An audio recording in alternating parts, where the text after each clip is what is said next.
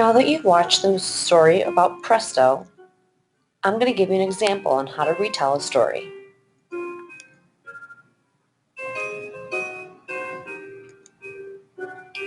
First, I'm going to talk about the characters and the setting.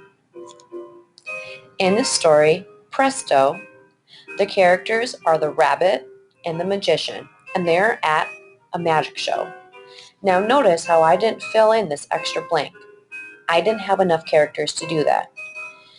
If you're retelling a story and if you have more characters or less characters, it is okay to add more or not fill in the 3 characters.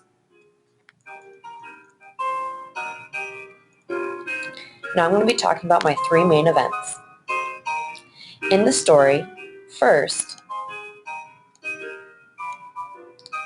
the rabbit tries to get the carrot, but the magician stops him.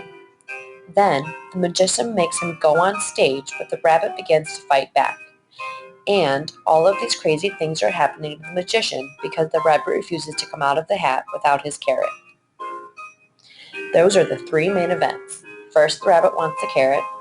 Then the magician makes him go on stage. And then all of these crazy things start happening to the magician.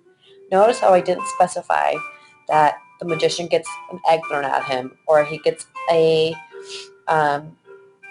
ladder ran into him. Notice how I just made it very vague, meaning I was not very specific. Now I'm going to talk about the problem and the resolution and wrap up my story.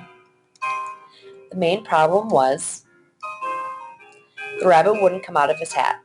It was solved by the magician the magic show going completely wrong, and the magician being thankful and finally giving the rabbit his carrot.